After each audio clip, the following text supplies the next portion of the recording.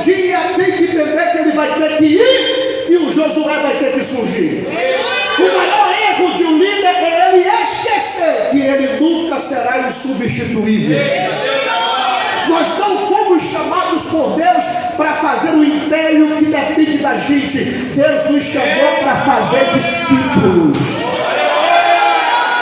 A gente precisa entender, irmãos, que tudo que começa um dia vai ter que terminar. O próprio Salomão escreveu em Eclesiastes capítulo 3, dizendo que há tempo para todo o propósito do céu. Há tempo de nascer, mas há tempo de morrer. É claro que muitos de nós não estamos nem pensando em morte, né? Deus me defenda, Deus me guarde.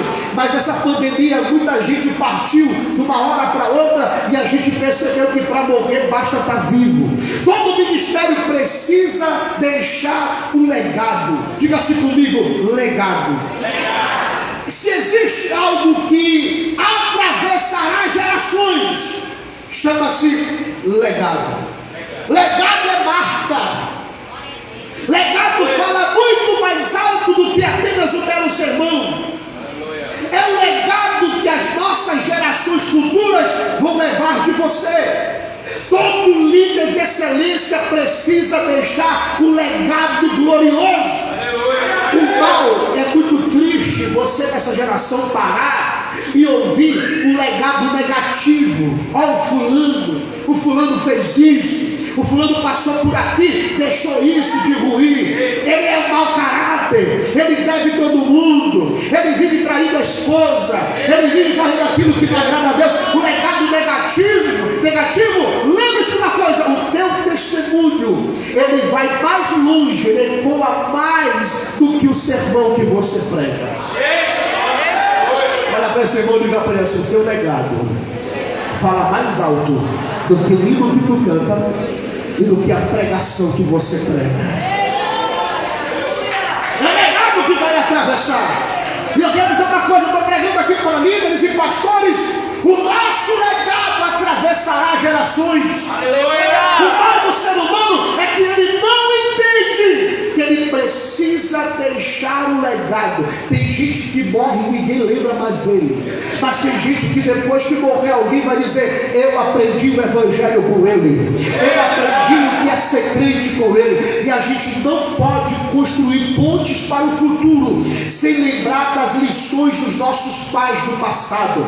Nós estamos aqui, mas alguém começou. Nós chegamos aqui, mas um dia alguém entrou nessa mata chamada Amazônia, quando não tinha prédio com ar-condicionado, mas tinha aquelas casinhas de pau a pique, aonde os crentes se reuniam para pregar, para cantar. Existiu alguém que entrou na primeira casa, que fez o primeiro apelo, que botou a mão na cabeça de alguém e foi a primeira batizada com o Espírito Santo. Alguém começou, alguém iniciou um trabalho.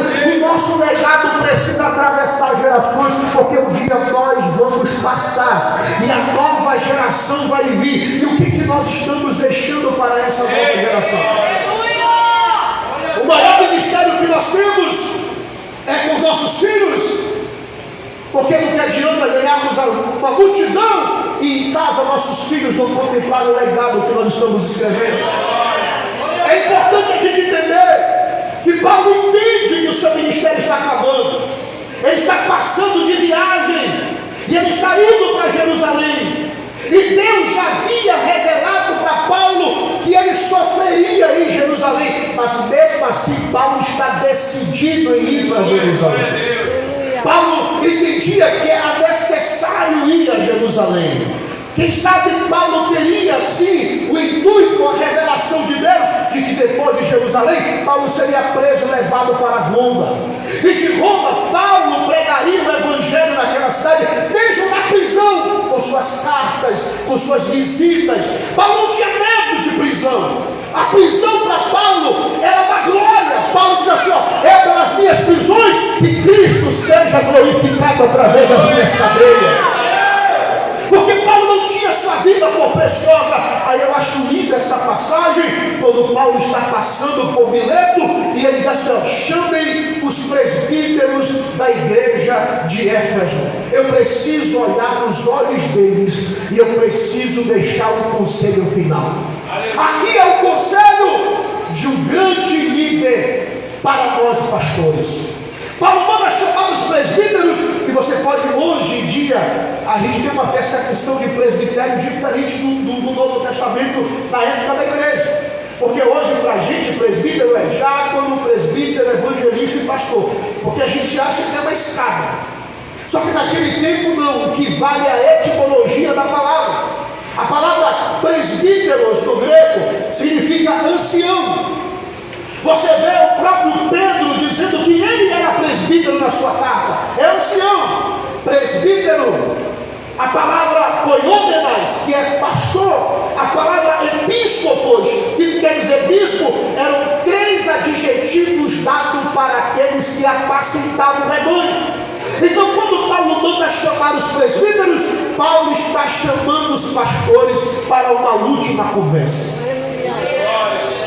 O que nós conversaríamos com alguém nos nossos últimos dias de vida? Está acabando o ministério de Paulo. O que nós aconselharíamos alguém chegando no derradeiro momento do nosso ministério? O que você falaria para essa pessoa do teu lado se hoje fosse o teu último culto? Paulo está chamando os presbíteros e eles atentamente, prontamente atendem a convocação de Paulo. E até eu começo a pregar, Paulo começa agora a dar os últimos conselhos. Primeiro, quando você vê o versículo de número 18 no capítulo 20, você vê Paulo dizendo assim, ó, escutem-me, vocês sabem como eu vivi todo o tempo em que estive com vocês, desde o primeiro dia em que cheguei à província da Ásia. O que Paulo diz? O primeiro conselho que Paulo diz: eu deixei exemplo para vocês. Aleluia! Vocês sabem como eu vivi no vosso meio. Glória a Deus. O testemunho é importantíssimo para o ministério. Todo pastor, ou todo aquele que sabe que tem uma chamada pastoral, precisa se preocupar com o legado do exemplo que você está deixando para os seus filhos ou para a sua liderança. É interessante, meus irmãos, que tem muita gente que diz assim, ó, eu não me preocupo com o que os outros falam de mim. Só que Jesus um dia perguntou para os discípulos, o que dizem os homens que eu sou? É importante nós nos preocuparmos sim com o nosso legado. Paulo olha e diz assim, ó, vocês sabem como eu vivi esse tempo todo. Porque o nosso exemplo vai alcançar gerações. Aleluia! Você sabe por que nós temos uma escassez de pastores? Porque infelizmente os pastores são criticados por mães e pais na mesa de casa na frente dos filhos. A mãe chega em casa na hora do almoço, descasca o pastor na frente de um guri de 8 anos. E quando esse guri crescer, ele vai dizer o quê? Eu nunca vou querer ser pastor, porque a mamãe dizia, meu pastor. O exemplo que nós estamos dando, porque há uma distância, uma diferença assustadora da prédica do pregador com o seu modo de viver. Isso não deveria ser assim. Na realidade, aquilo que pregamos deveria andar de acordo com aquilo que vivemos. Porque a gente infelizmente vive uma geração onde o pregador com o microfone na mão, ele ruge, ele roda, ele revela, ele vê anjo, querubim, surubim, vê tudo. Mas depois que sai do púlpito, é uma pessoa totalmente suja com o seu mau exemplo. Eu sei o que eu estou falando porque eu faço itinerância, eu não sou itinerante, mas eu faço itinerância. E é muito triste quando eu chego no interior para pregar numa cidade e alguém diz assim para mim, tu conhece o fulano? De longe. Vixe, passou por aqui. Meu Deus. Fez isso. E o incrível é que a multidão de itinerantes, não estou falando mal de itinerante, mas é uma realidade. Alguns deles dizem assim, eu não me preocupo com o que estão falando de mim. Você deveria se preocupar. Porque no último dia de vida você deveria dizer como Paulo, você sabe como é que eu vivi, eu fui transparente com vocês.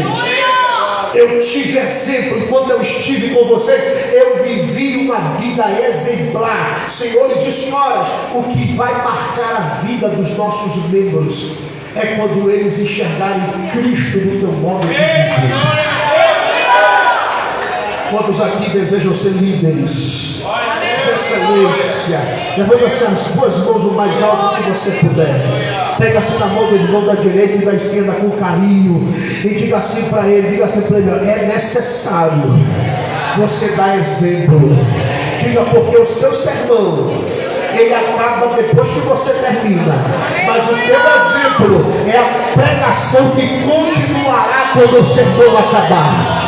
Quando você disser amém, pregar o microfone, é o seu modo de viver que vai alcançar multidões. Ali vai o homem de Deus, ali vai uma mulher de Deus, ali vem o santo homem de Deus, porque o diabo não respeita a credencial, o diploma, mas o diabo treme naquele que tem caráter, naquele que tem vida com Deus, naquele que vive aquilo que se prega.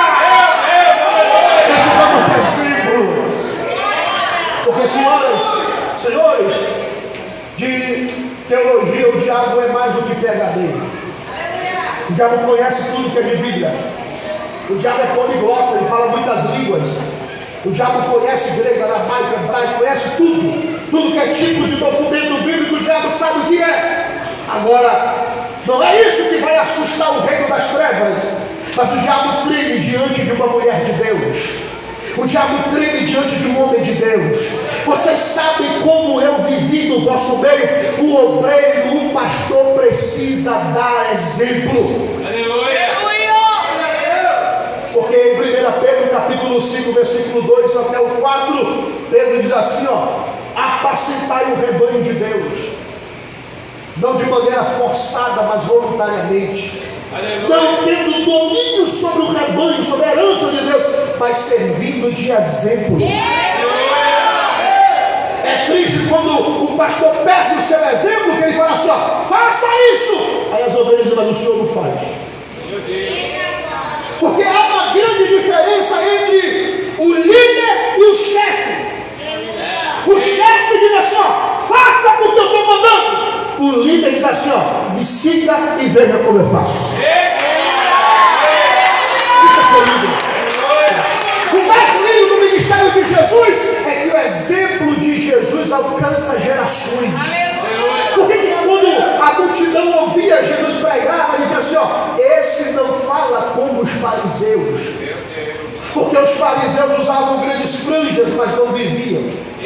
Os fariseus oravam nas praças públicas, mas eram sepulcros caiados.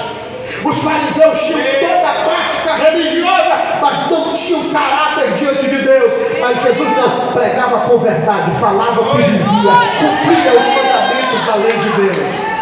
O que Deus exige de homens e mulheres que exercem o ministério é que possamos viver uma vida de exemplo. É lamentável ver como o número de divórcio cresce no meio do ministério. E eu quero dizer para você, já falei sobre isso aqui uma vez, você não pode exaltar os talentos acima de caráter. Você não pode aplaudir os talentos em detrimento do caráter. Pastor, mas ele canta bem, não interessa. Pastor, mas ele revela até CPF, não interessa. O que temos que valorizar é santidade, pureza e exemplo. É melhor consagrar o obreiro que não ruge, mas que compra e paga, é fulano, tem exemplo. Alguém concorda com o que eu estou dizendo aqui nessa noite? Precisamos de exemplo. O exemplo fala mais alto. O exemplo faz com que as pessoas nos respeitem. É glorioso o obreiro chegar e dizer assim, vocês sabem como eu vivi. A minha vida é uma carta aberta aos vossos olhos. Vocês sabem como eu me comportei durante todos os dias que eu passei na Ásia. Isso é um legado que arrasta gente. Isso é o ministério que vai deixar marca. O pastor é o exemplo do rebanho. Diga assim comigo, o pastor é o exemplo do rebanho. Diga assim, tal sacerdote, assim é o povo. Se o pastor é frio, gelado, morto, automaticamente ele vai gerar o quê? Uma igreja morta e fria. Mas se o pastor é alguém que é cheio do Espírito liderança cheia do Espírito Santo. A nossa liderança vai caminhar de acordo com o nosso exemplo. Aleluia.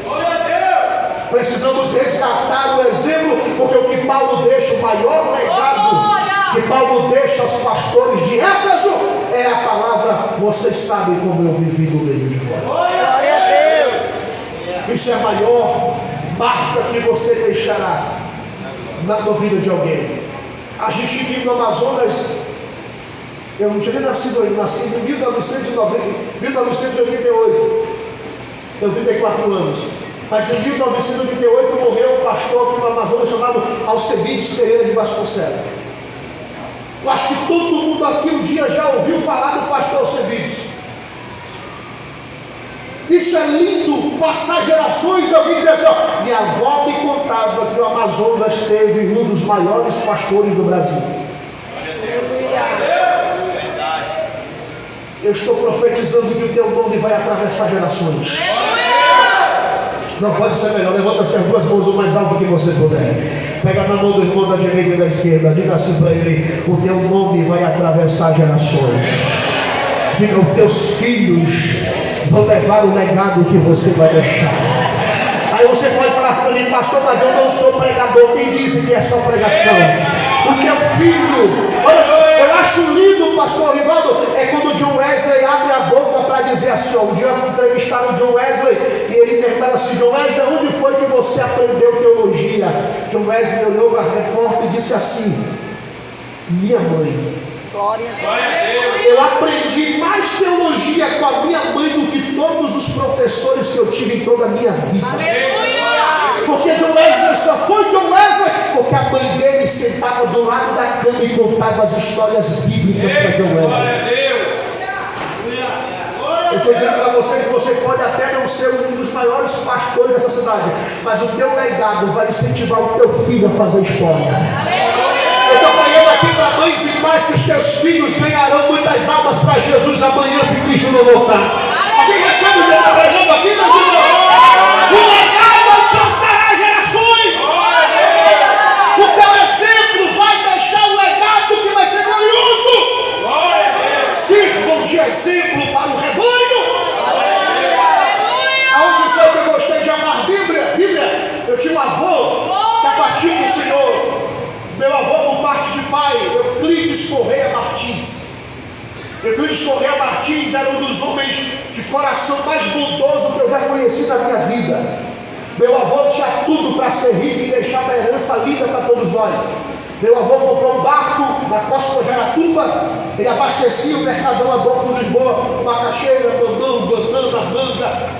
Ele descia para o barco, aí os moradores do interior diziam assim: quando é a passagem? O coração colou e dizia assim: pode subir que a gente chega lá.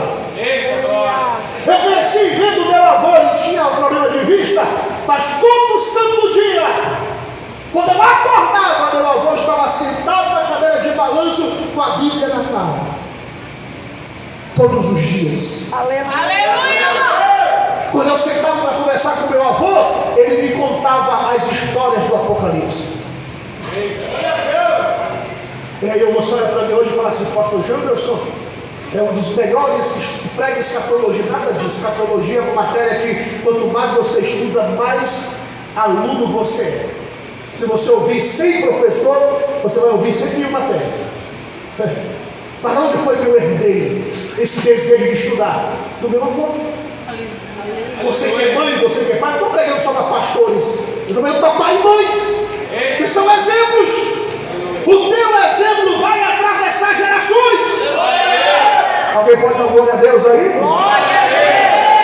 Segundo legado que Paulo deixa aos presbíteros da cidade de Éfeso, no versículo 19, Paulo diz assim: eu servi ao Senhor com toda humildade. Diga-se comigo: Paulo foi servo. A palavra servo aqui é doulos, é escravo. O apóstolo Paulo não era o líder soberbo. Paulo servia. Aleluia. Tem gente que depois que pega a melecada do óleo na cabeça deixa de ser servo. Tem líder que depois que você pelega a cabeça dele de azeite, ele não quer mais nem carregar uma cadeira. Eu vou dizer para você uma verdade, não importa o cargo eclesiástico que você esteja, você nunca vai deixar de ser servo. Você pode falar para alguém do teu lado, eu digo assim, você nunca vai deixar de ser servo. Você pode ser pastor, fala para ele, você pode ser pastora, você pode ser bispo, você pode ser o que você quiser, mas você nunca vai deixar de ser servo. O apóstolo Paulo está dizendo assim, ó, eu servi com humildade. Porque tem líder que depois que vira líder, ele tem um tapete vermelho. É até triste quando depois que você consagra alguém, a irmã vai dizer, pode Senhor, irmão. Irmão, não. Pastor. Aí você fala assim, ó, Pai do Senhor e pastor que não é irmão.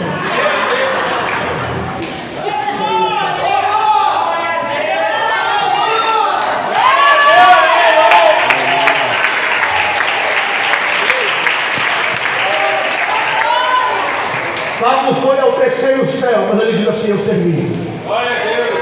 Paulo falou com Cristo glorificado, e ele diz assim, eu servi.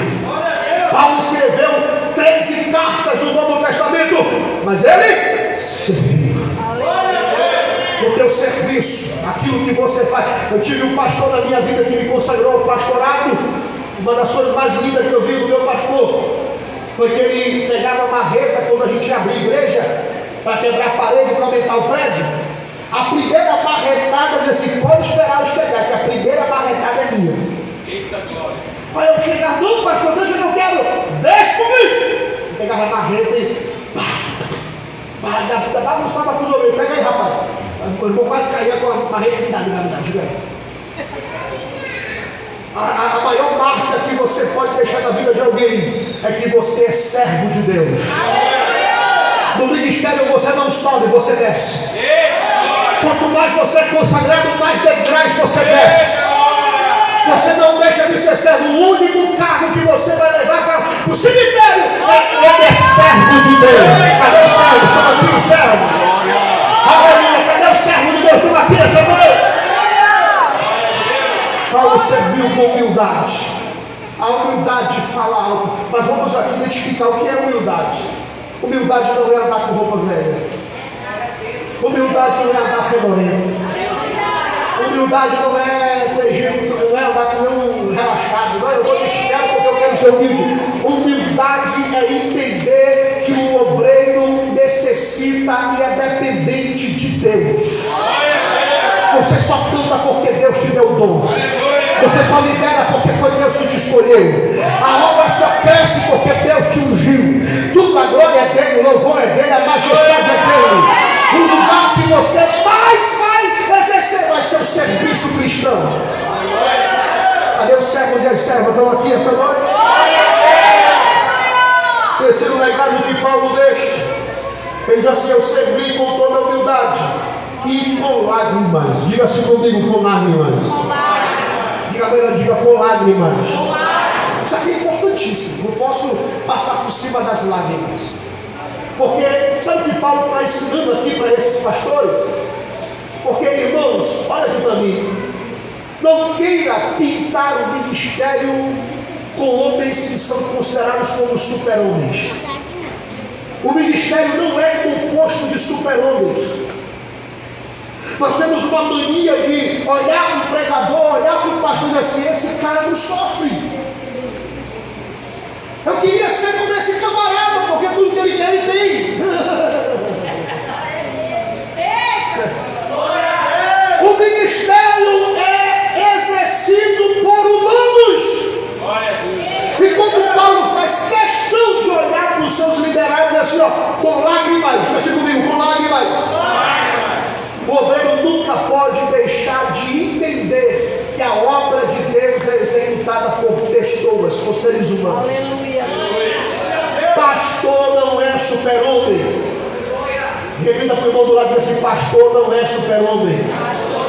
Pastor é humano. Pastor chora.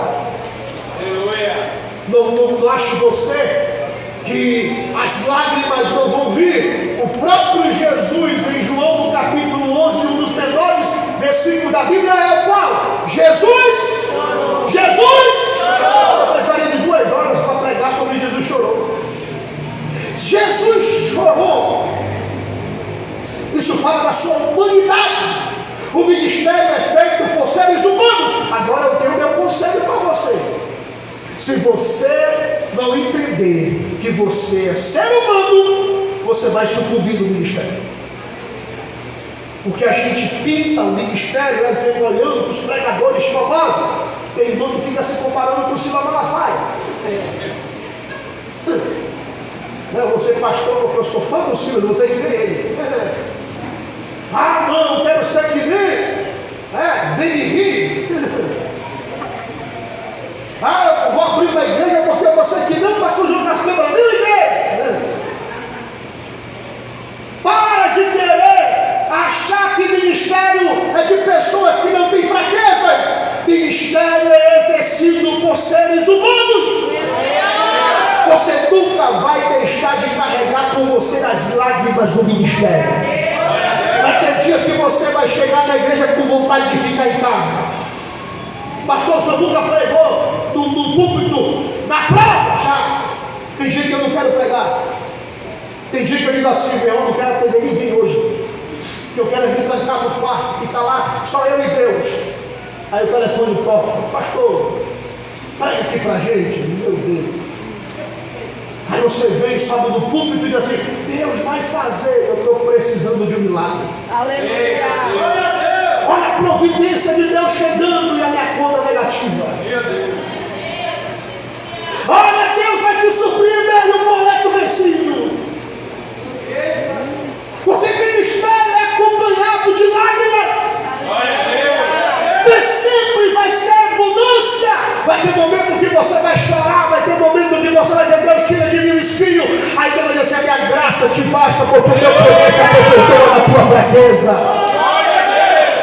Se você achar que ministério é abundância, mude de ideia, fique no banquinho no seu lugar, porque o dia que você colocar a mão na obra, você vai conhecer o que é o ditado que o meu pastor disse para mim assim quando me consagrou. Disse, fazer a obra de Deus é que nem morder rapadura com dente caminhado, dói, mas é gostoso. Ministério trará lágrimas. Meu irmão Paulo foi ao terceiro céu. Aí eu quero te falar das credenciais desse homem. O texto diz, lá em 1 Coríntios, capítulo 2 Coríntios 11, Paulo dá lá as credenciais dele. 5 quarentenas de açoite menos uma, quase 193 chibatadas nas costas, naufrágio, perigos de rios, fome, perseguição dos falsos irmãos, perseguição dos judeus. Eu me fingi de morto para escapar, me jogaram para o cesto. E além do mais, o zelo pela igreja de Deus me consome. E além do mais, o espinho na carne. Aí Paulo diz, eu sinto prazer nas injúrias, nas perseguições, nas afrontas, porque quando eu estou fraco, é aí que eu estou forte.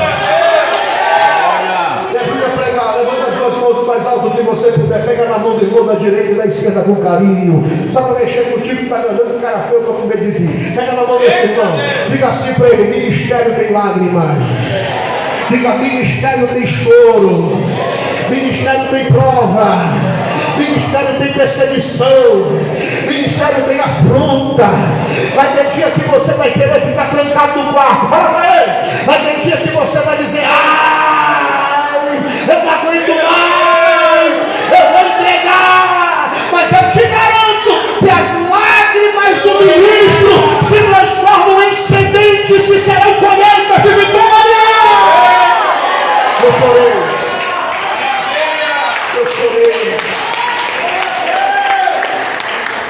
Qual é o erro da geração que nós temos observado aí? É que eles pintam o ministério de super-homens. Só que o ministério é acompanhado por lágrimas. Irmão, quando você vê alguém muito usado por Deus, Cuidado se você diz assim, eu quero a unção dele, porque a unção dele trará para você cruz. Quem sabe você não consiga suportar. Eita glória, aleluia. Quem mais Deus usa, mais Deus esmaga. Glória a Deus. Quem mais tem unção, mais chora. Glória a Deus. Cuidado quando você diz, eu quero isso aqui dele. Será que as provas dele você consegue suportar? Meu Deus. Paulo não vende o ministério de super-homem. Paulo disse, eu chorei.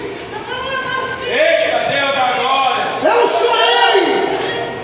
Porque não fica aí angustiado achando que você é inferior porque está passando pelo deserto. Jesus passou pelo deserto. Aleluia. Paulo sofreu os vitupérios da vida. E se você está sofrendo, vai glorificando a Deus, porque o dia da vitória vai chegar. Eu vou profetizar para você no Salmo 126, no verso 6, fala aqui: os que semeiam com lágrimas, com júbilo, ceifarão de alegria. Hoje você está chorando, mas a providência de Deus vai chegar no teu ministério. Vamos receber essa profecia.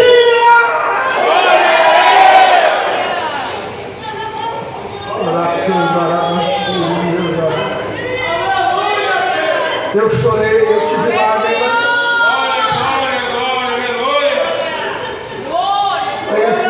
Aí ele continua dizendo assim: eu fui provado pelas conspirações. Olha aqui para mim. Olha aqui para mim. Se você está colocando a mão no cajado do ministério, você vai sofrer provações e conspirações. Isso faz parte do pacote. Deus está te avisando que vai ter gente que você vai consagrar que vai te trair. Vai ter gente que tu alimentou e vai cuspir no prato que comeu. Vai ter gente que você vai abraçar, vai acolher e amanhã vai falar mal de você. Vai ter gente que vai tramar por trás para tomar o teu cargo. Que isso, pastor, dá tempo de existir. Porque o ministério traz conspirações e provações. A maior dor do ministério é a ingratidão dos seres humanos. Porque ministério é curar precisando de cura. É ajudar, mas quando você está precisando de ajuda, ninguém ajuda. Uma das maiores reclamações que nós temos é pessoas saíram da igreja e dizem assim: eu vou sair porque o pastor não veio aqui em casa quando eu mais precisei.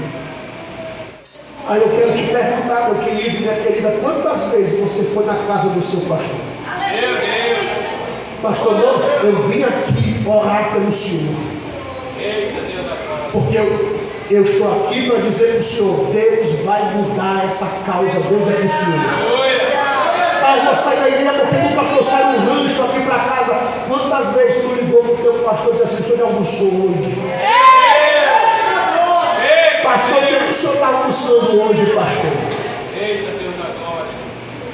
Teve um momento na minha vida que para a gente comer, eu e essa baixinha que está aqui em cima do púlpito comigo, a gente dependia, que na época ela era merendeira da escola, ela fez o concurso, passou, para a gente comer, a gente tinha que torcer para ela trazer a merenda da escola para a gente almoçar.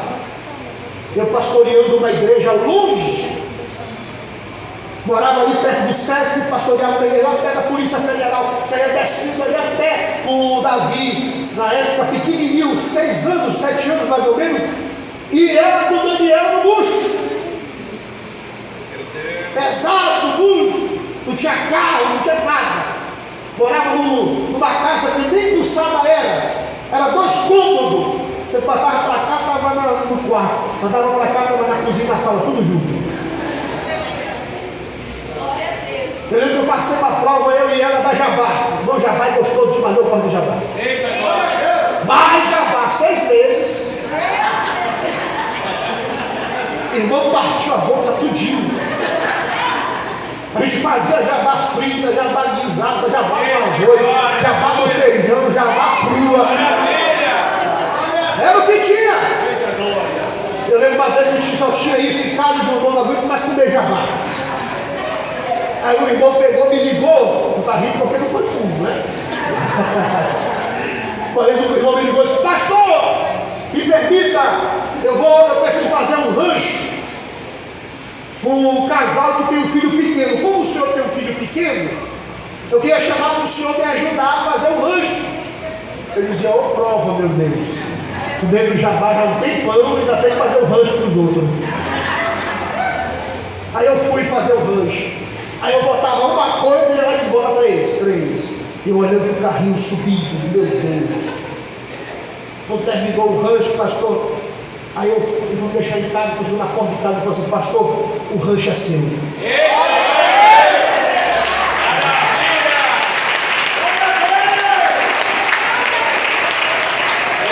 Eu lembro, quando ela foi ter o Daniel nasceu de 7 meses, o meu filho mais novo.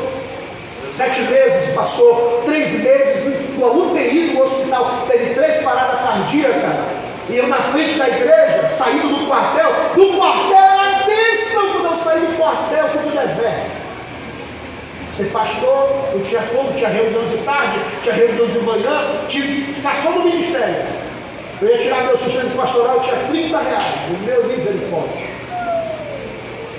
E ela internada no hospital, eu a pé, ia visitar ela aqui pertinho, nessa na Braga, aqui pertinho. Eu morava no Alvorada, vinha de lá, de onde para visitar ela, 3 meses longe de mim, meu filho. Aí tu acha que ministério é sábado, glória a Deus. Meu Deus. Eu lembro quando fui pastorear a primeira igreja, pastor, não me dizer que eu tenho que parar, pastor. Quando eu estava pastoreando a primeira igreja, o pastor chegou para mim e falou assim: pastor, tem uma igreja linda para você pastorear. Tem som, eita, pregador com aquele som. Tem lá 17 famílias. Eu digo: oh, glória, é cumprimento de promessas. Cheguei no culto da posse, estava lotado a igreja, eu digo: eita, que olhei para eles, é agora. Quando chegou quarta-feira do culto de ensino, chegou 2 irmãos. Aí eu olhei para os 2 e falei assim: irmão, cadê aquele povo todo? Aí eu disse: não tem não, pastor, tudo era visitante. Aí eu olhei e disse: mas, peraí, quanto é que é aluguel aqui? 750, 2012 era dinheiro. 750, né? Tu trabalha, irmão? Desempregado. E a senhora, irmã? Pior do que ele. Você entende que ministério traz provações? Você não vai pastorear uma grande igreja sem primeiro começar na pequena. Ministério não vem pronto, se constrói. Um dia você vai começar pregando para 2, para 3, para 4. Daqui a pouquinho tem 10. Eu lembro que tinha 2 irmãos no culto. Aí a igreja que eu pastorei disse assim: pelo menos tem um som bom. Quando eu comecei a pregar, não tinha só 2, não era 17. O som era ruim. Eu ia lá na casa do pastor, eu não vou nada, deixa ele lá. Comecei a pregar, entrou uma irmã para visitar, eu arrochando domingo à noite, pregando animado.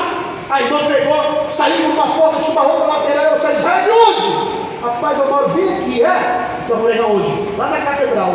Pois agora a senhora está aqui comigo. Não, irmão, calma, você veio para cá me ajudar. A irmã veio com o filho, Deus foi trazendo, nada começa de cima, a única coisa que começa em cima é buraco. Olha para o irmão e diga assim: ministério tem prova. Está pronto para a prova? Está pronto para sofrer? Está pronto para ter língua falando mal de você? Mas não te preocupa, quem te justifica é Deus.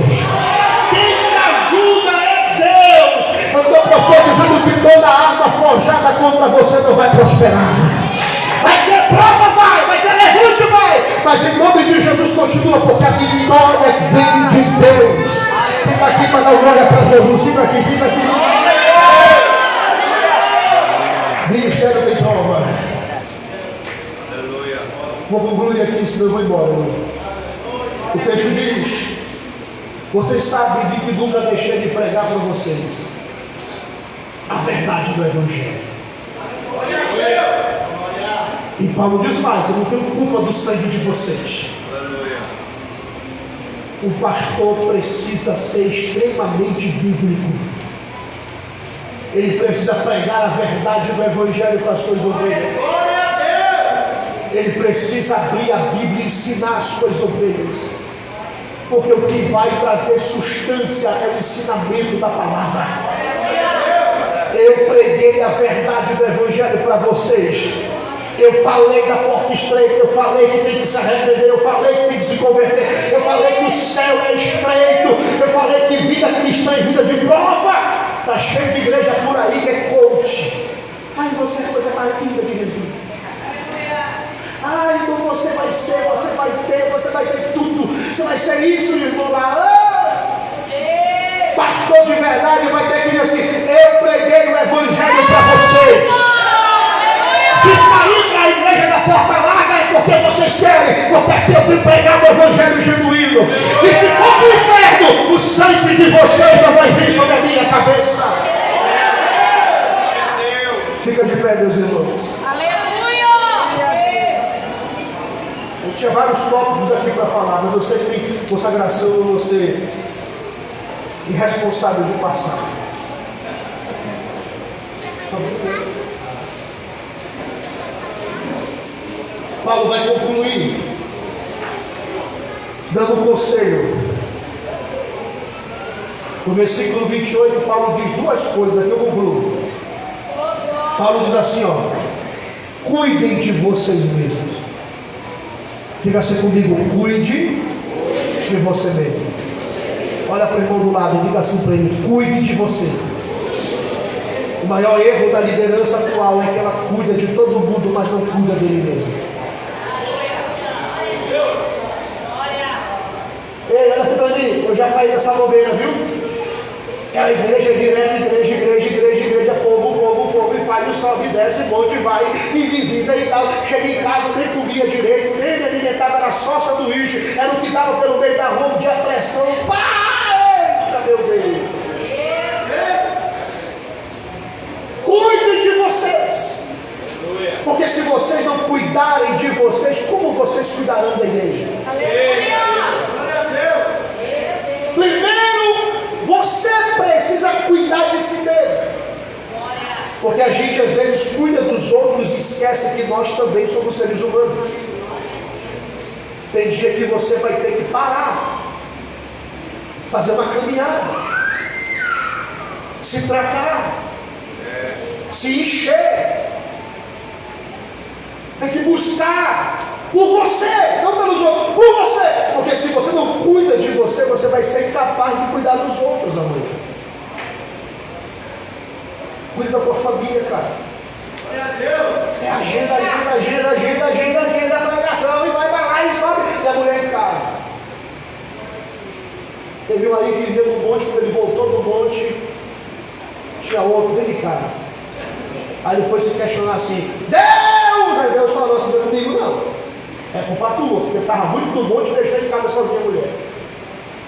E que muitos casamentos de pastores estão sendo destruídos porque ele cuida do casamento de todo mundo, mas não cuida do dele. Meu Deus! Não tira um dia, pastor, não tenho dinheiro, meu irmão, vai levar ela para comer um churrasquinho, um din-din, uma casquinha de R$2,50 lá no shopping.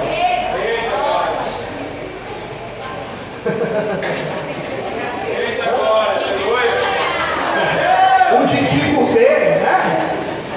Tá quanto din-din, falou? R$3 o... Ah, leva para comer o din-din de R$3. Para um pouco, você está na mesa. Dá um cheiro da mulher, é o cheiro desse teu marido. E assim, hoje o pastor é meu. Desliga o celular, fecha a porta.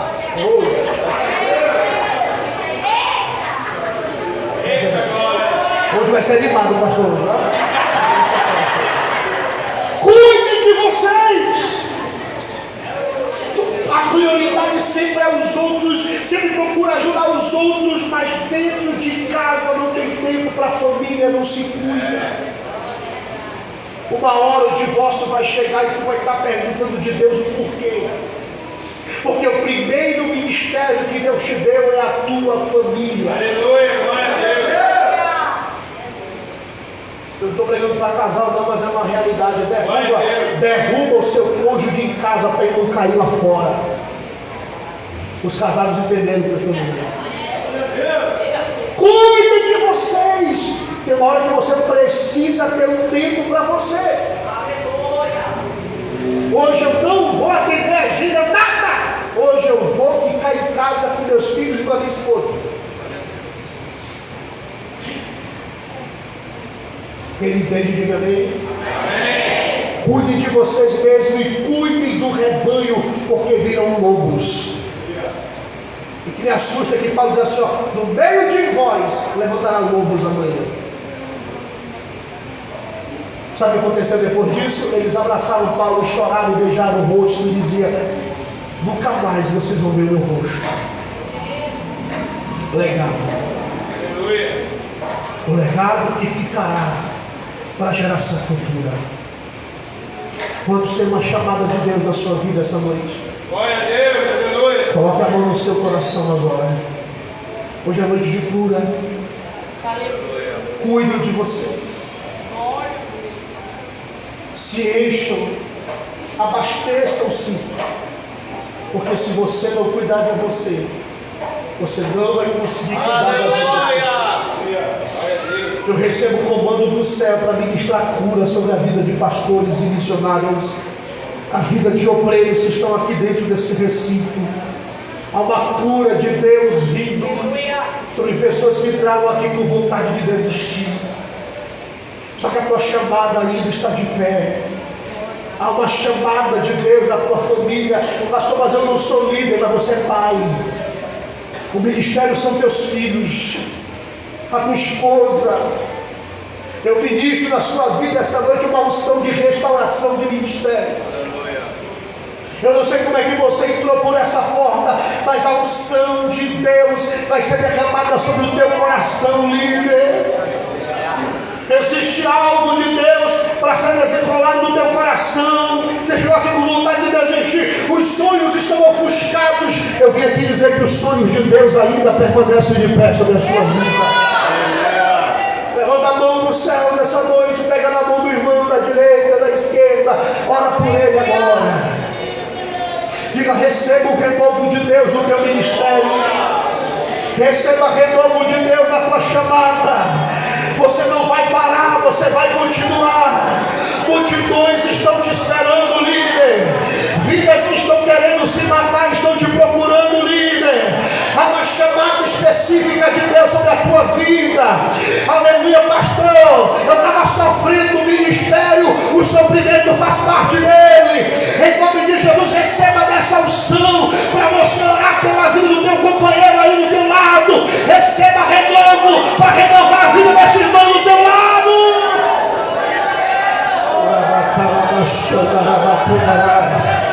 Olha aí o espírito de renovo descendo na casa. Olha aí líderes sendo renovados agora. Olha aí missionários sendo levantados aí agora. Olha o Espírito de Deus trazendo renovo no meio da tua história.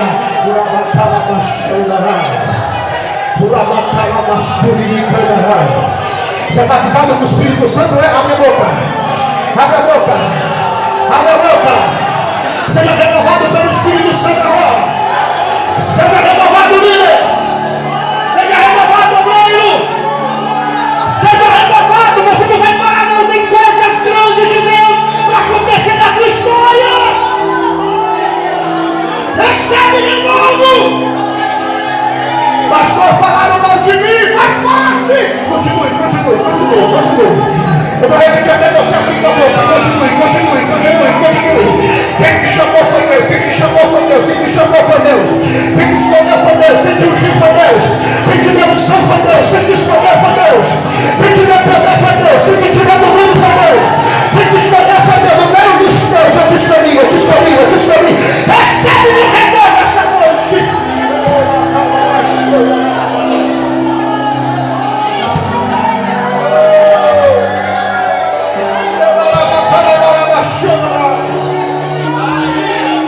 Se você puder abraçar o líder do teu lado aí, faça isso. Ele é ser humano. Abraça e diga: Deus te restaura nessa noite.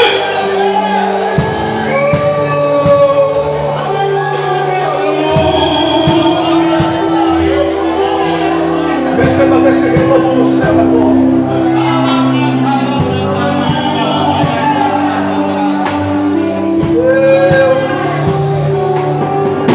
Os que lágrimas com júbilo ceifarão.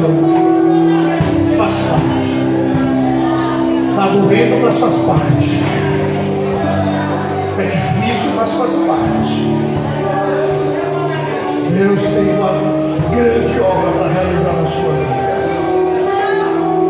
Quantos recebem essa palavra de Deus? Vamos pode aplaudir o nome do Senhor Jesus.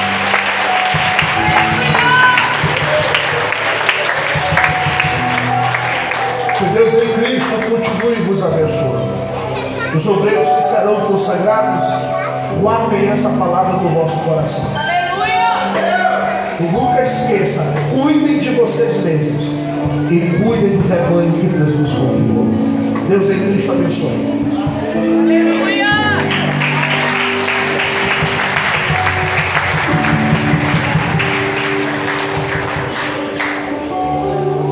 Amém, igreja.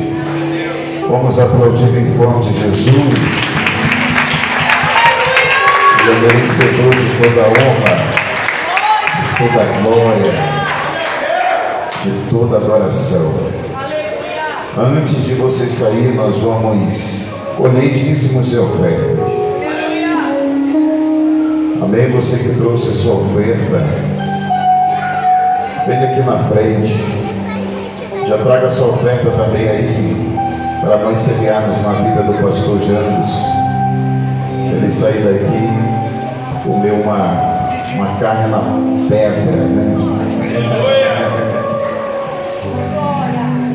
Aleluia. Você que trouxe o seu dízimo, você que trouxe a sua oferta, vamos estar ofertando e dizimando na obra do Senhor. Senhor, eu quero te dar graça, eu quero glorificar o teu nome lindo e maravilhoso. Que a tua bênção esteja sobre a vida dos teus filhos que têm semeado e acreditado nessa obra. Que assim o Senhor venha honrar a sua fé, a sua fidelidade, Senhor. Venha abençoar tanto a sua casa, a sua vida, seus negócios, de uma maneira poderosa e gloriosa. E assim que eu te peço, eu te agradeço em nome de Jesus. Amém, amém e amém. Glória a Deus. Deixa Deus te usar aí, irmãos, na oferta.